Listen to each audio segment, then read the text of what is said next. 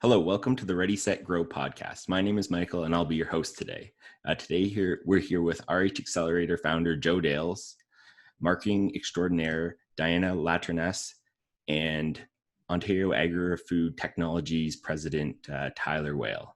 All three have over 20 years of experience in the agriculture and food industries, and they all have some interesting stories they want to share.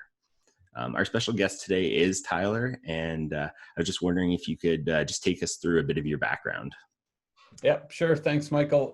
Pleasure to be here. My background is dairy farming. I grew up as a child laborer from the age of probably 5 years old, doing what farmers do, and that's working and making food for the Canadian public in the world.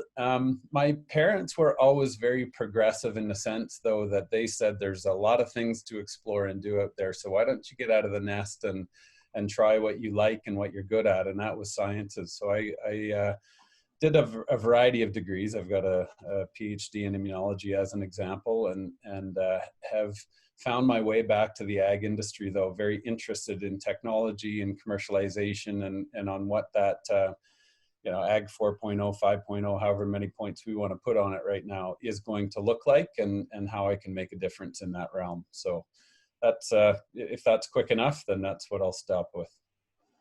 Mm-hmm. Wow, that's an interesting background. So what types of things are you doing right now, Tyler, with that experience? So there is so much innovation going on. It's probably at a pace, an unprecedented pace in history. I think we could all agree on that. And it's really helping identify companies and facilitate the next step. So Ontario Agri-Food Technologies is what you might describe as an accelerator, but it's a very lean accelerator with only 2 people, 2 employees. And actually it's in a state of evolution right now with losing soft funding.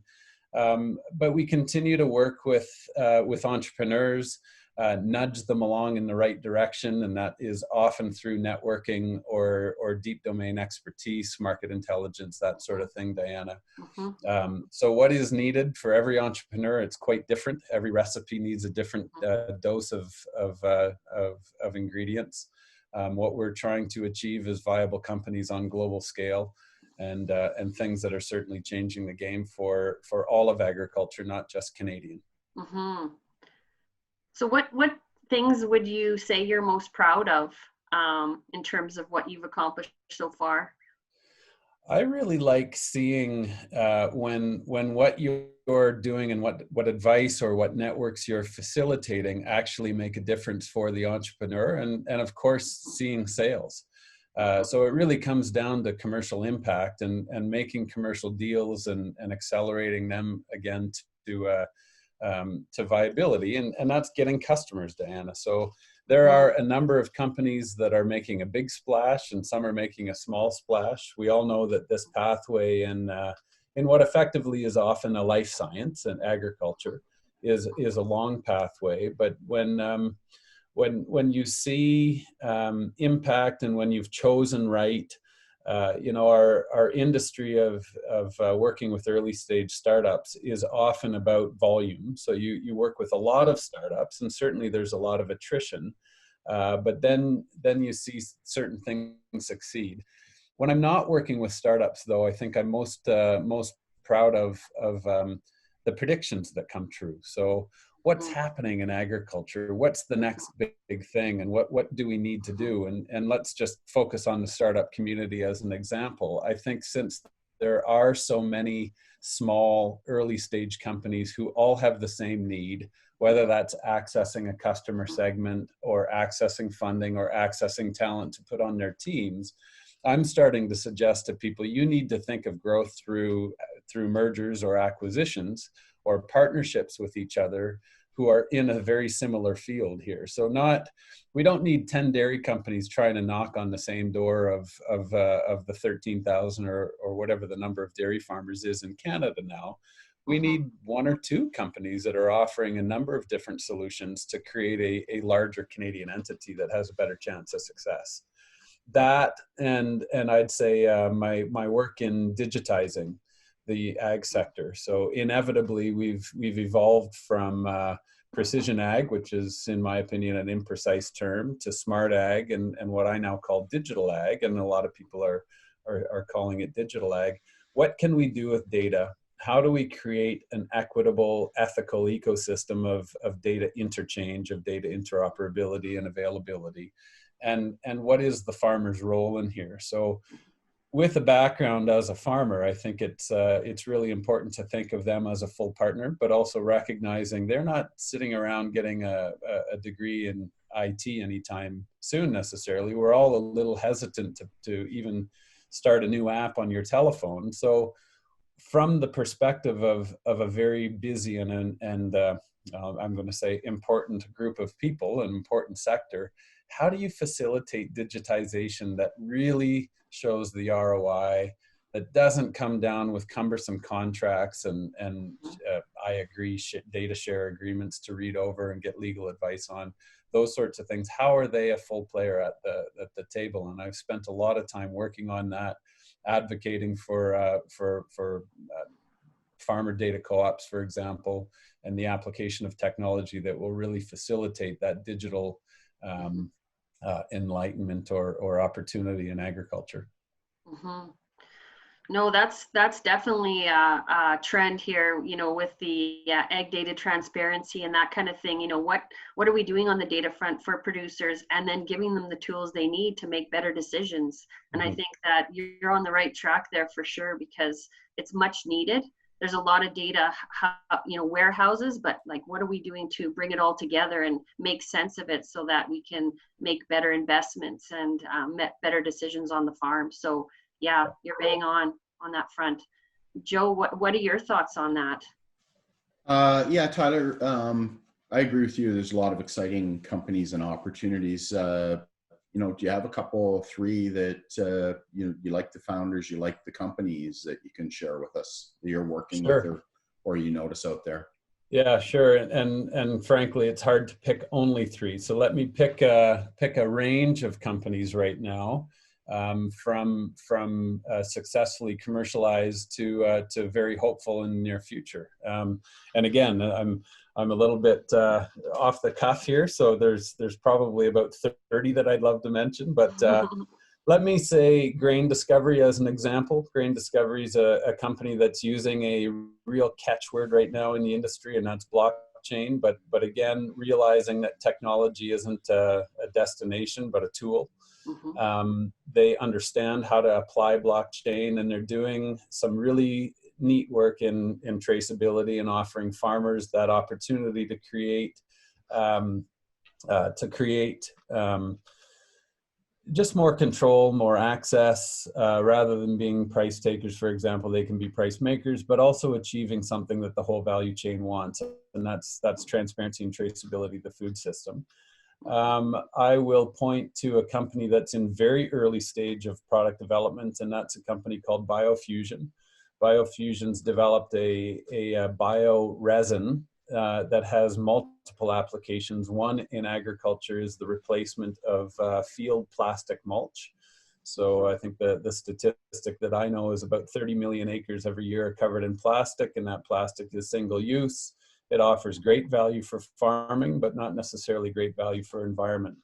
And if you can have a spray-on alternative that's cheaper, that's easier, that builds carbon in the soil, then why the heck not? And so right now they're working on financing so that they can get the manufacturing up and running, but the product has been field tested and demonstrated. Picking one more, let me go with a company that Joe and I talked to the other day, and that's JRS Virtual Studios. An inventor and relevant to digitization. Joel is a software developer, but also a hardware developer. So not only does he do the decisions, the apps, the back end, but he also makes the trinkets that are useful in gathering data. And he makes them in Canada, which I like as well. And everything that his goal is to make things faster, cheaper, better. So everything that you're really looking for. wearables, for example, that are under $20 that might help you contact trace in a farm scenario where you might have hundreds of workers, and often those are foreign temporary workers. Also in the animal welfare industry, when you're trying to track what happens to an animal when it gets onto a truck and figure out, was it well treated? Were there any moments where that truck was parked in the baking hot sun or the freezing cold, or jamming on the brakes and having an animal welfare issue as a result? And I'll give you an interesting example. There's a difference in chick mortality with eggs or with the day-old hatchlings that come to farms that are more rural than less rural. And I think one of the issues might be vibration on roads. So being able to measure vibration and associate that with mortality rates, and again, making decisions to improve that for farmers. Just these little incremental improvements with data that can be measured have a real opportunity, I think, to change the game. Again, whether it's incrementally or substantially. That's amazing.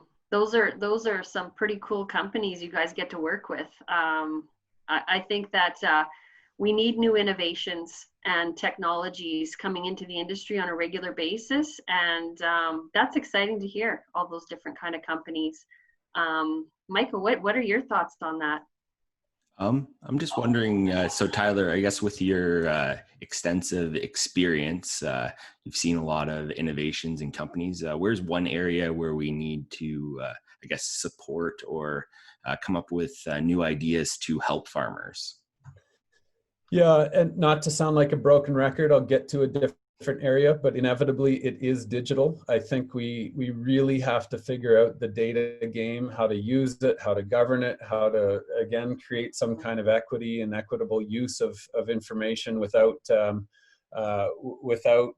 taking advantage, let's say, of somebody who's providing a commodity. So farmers are bleeding information right now, and they're not capturing its value. They're not controlling its value. And it is a very difficult thing to do, but it's not good enough for your data that you've put work into gathering. So data is work. And if you've put the work in there, then you should own the commodity, or at least co-own the commodity. And I think that there's going to be a reluctance in the future for farmers to willingly give data for innovators, entrepreneurs, academics, whoever, to use their commodity without skin in the game. AKA, you want to come to my farm, use my data and build a technology and sell me back a service. Well, I want equity in the company if you're building it on my asset.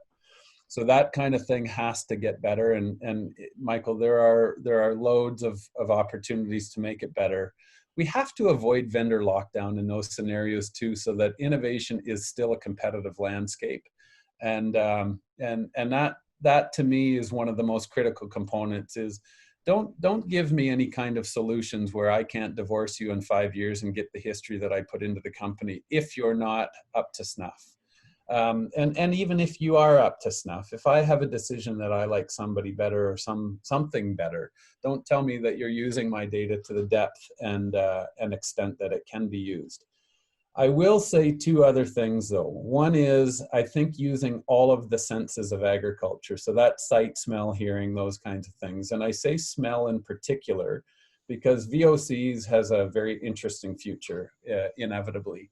We look at a lot of things and we wait for, for example, a cow to look sick, and then you take its temperature and you might predict what's going on that way. But if you can be much more predictive in the sense that what's coming out of its breath, like a dog can sense a heart attack by smell, those are VOCs. And you can tell when a crop is under stress, or when an animal is under stress, or maybe when there's an estrus cycle or something like that with absolute precision, or much more precision than we could in the past. And I think those technologies are great. The last one I'll say is the use of genetics. Let's keep on that bandwagon, and let's make sure that the Canadian regulatory system takes this thing very, very seriously and gets their policies and their regulations up to date, because we will lose advantage on a very open and science-based regulatory system if we're laggards.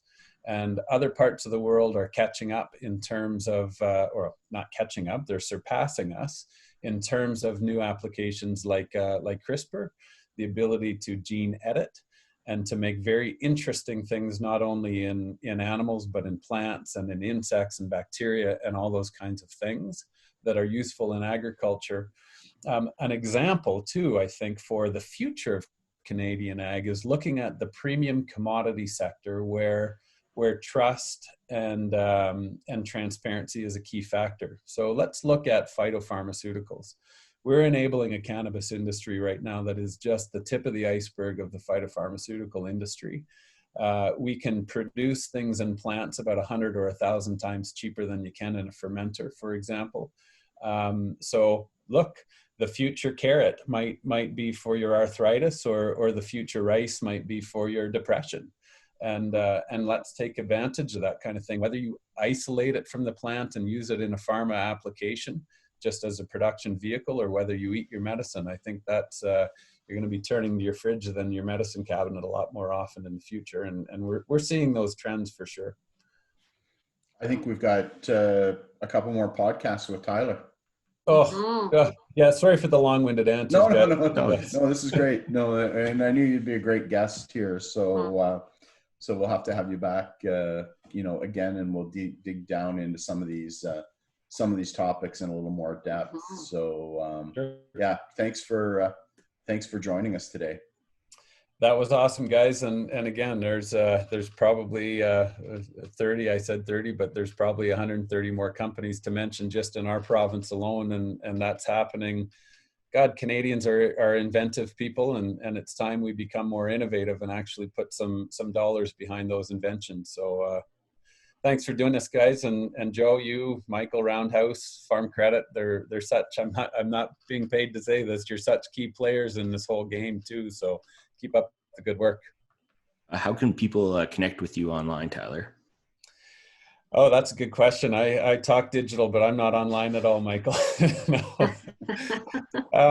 Certainly my email, and that's tyler@oaft.org. Alternatively, I'm on LinkedIn. So looking up Tyler Whale and looking for this handsome face if somebody's looking at this podcast. That's probably good enough, eh? Happy to give my cell phone out if that's a not too dangerous a thing to do. Yeah, I think we're good.